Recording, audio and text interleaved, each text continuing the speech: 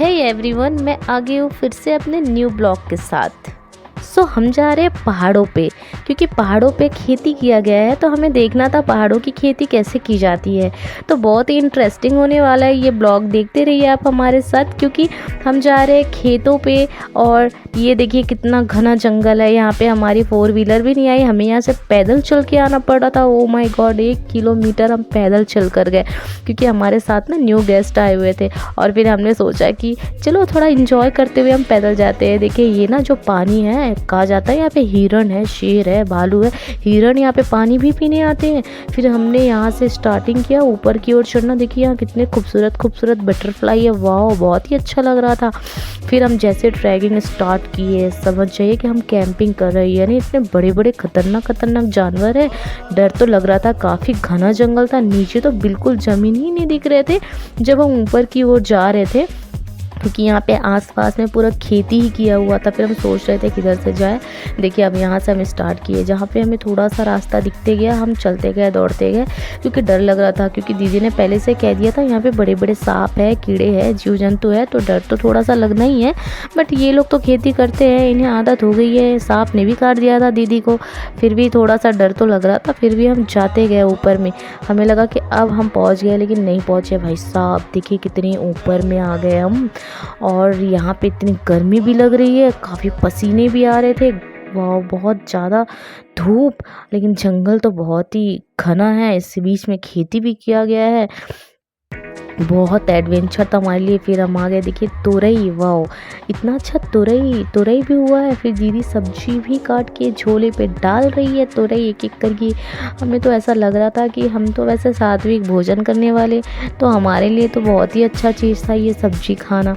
फिर सारे एक एक करके जो दिखते गया दीदी को कि ये तोड़ना चाहिए उसने, फिर मैंने सोचा कि चलो मैं भी थोड़ा अंदर चले जाऊँ, तो मुझे हमला कर दिया ये बाज ने। एक तो मैं वैसे ही कानी, ऊपर से ये सामने से पता नहीं आँखों पे अगर घुस जाए तो फिर मैं देख ही ना सकूँ, तो थोड़ा सा मैं साइड हो गई। उसके बाद देखिए ये नई बाई झोला लेके खड़ी है, सोच सब्जी दे दो, सब्जी ऐसे कह रही है। कोई नहीं, अब ये और भी सब्ज़ी लेने वाले हैं, तो मैंने सोचा कि चलो थोड़ा एक्सपीरियंस ले लूँ कीड़ों के अंदर, क्योंकि पेड़ में तो बहुत सारे कैटरपिलर थे। दिख तो मुझे रहा था, डर भी लग रहा था, डरती तो मैं बहुत हूँ, लेकिन फिर भी ब्लॉग बनाने का जो जुनून था, चली गई मैं। ये लोग मेरे मज़ा ले रहे थे, देखो देखो देखो ब्लॉग बनाने के लिए कैसे अंदर अंदर घुसे जा रही है, जिसे इतना डर लगता है। फिर भी मैं जा रही थी, कोई नहीं आप लोग देखते रहिए। फिर काफ़ी थक गई थी मैं, गर्मी भी काफ़ी ज़्यादा थी, मतलब बारिश तो हो रहा था बट फिर भी समझ नहीं आ रहा था इतनी गर्मी क्यों, धूप भी इतने ऊपर में, इतने घने जंगल, थोड़ा सा अच्छा ठंडा हवा आना चाहिए था, बट नहीं, इतनी सारी सब्जी कलेक्ट कर ली। अब तो भैया बरबट्टी भी लेना है। एमपी यूपी वाले को तो पता ही नहीं बरबट्टी क्या होता है, उन्हें बिन्स पता है। फिर ये सड़ चुके थे, इसे काट कर फेंक दिया। फिर हम बोले चलो कोई नहीं, बरबट्टी ले आते हैं। फिर उसके बाद दीदी ने कहा कि ऊपर तो और भी सब्जियां है। फिर हम ऊपर भी गए, तो ऊपर जाते जाते तो हमारी हालत ही ख़राब हो गई थी। रास्ते पे ऐसा लग रहा था कि कहीं हमें हमला ना कर दे कुछ जानवर, क्योंकि इतनी ऊपर चढ़ चुके थे ना हम, भले इस पे समझ नहीं आ रहा बट काफ़ी ऊपर चढ़ गए थे। डर तो काफ़ी लग रहा था, नीचे पैर रखते ही नहीं बन रहा था, मेरी तो हालत ख़राब हो रही थी। फिर भी मैं पता नहीं सोच रही थी चलो कोई बात नहीं, जैसा भी हो चलते चलो, जो होगा देखा जाएगा। उसके बाद हम चलते ही चले ऊपर, और उसके बाद फाइनली हमें ये मिल गया एक फ्लावर, सुंदर सा खूबसूरत हल्दी का। फिर हम आ गए ये वाली खेतों पे, जहाँ पे काफ़ी सारे बरबट्टी वो रखे थे। फिर मेरी बहन तो चोर रही थी बरबट्टी, आई मीन छाट छाट के निकाल रही थी, क्योंकि काफ़ी कीड़े भी लगे हुए थे। और मुझे ना ये काले बरबट्टी और वाइट बरबट्टी देख के थोड़ा डर लग गया था, कि मुझे दिखाई भी कम दे रहा था, एकदम आँख के आगे अंधेरा हो गया था इतने धूप में। मुझे लग रहा था कि ये सांप वाप तो नहीं है। दीदी ने कहा अरे बुद्धू सांप नहीं, बरबट्टी है, इतने लंबे लंबे से है। फिर देखिए दीदी के पीछे पीछे फॉलो करते हुए मैं जा रही, क्योंकि इनकी तो हैबिट है यहाँ डेली आने का, हमें तो आदत नहीं है। डर लग रहा था हमें बहुत ज़्यादा। मुझे मन कर रहा था मैं बरबट्टी खाऊं।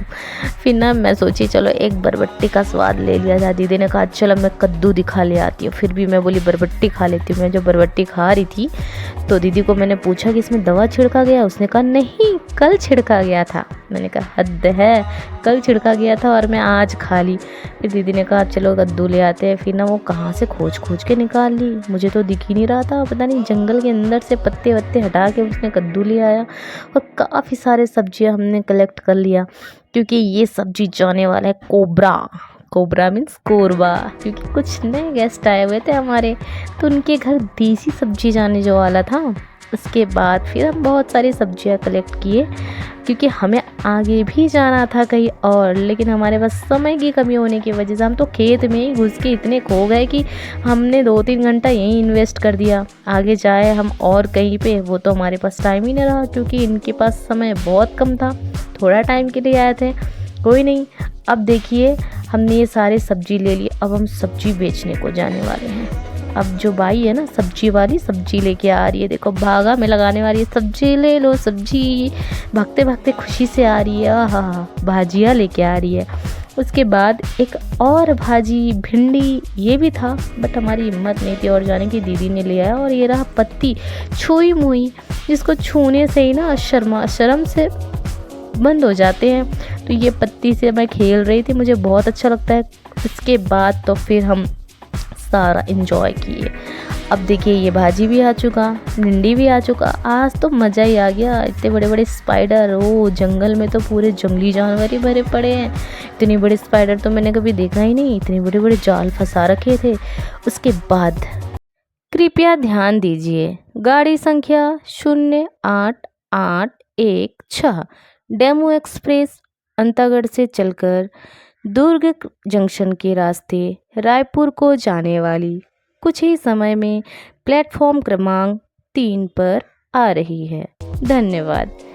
कृपया आप मेरे ब्लॉग को ज़्यादा से ज़्यादा सपोर्ट कीजिए, फॉलो कीजिए, और जल्द ही मिलती हूँ मैं आपके साथ न्यू ब्लॉग के साथ और इंटरेस्टिंग ब्लॉग के साथ। तो bye bye, Radhe Radhe, take care.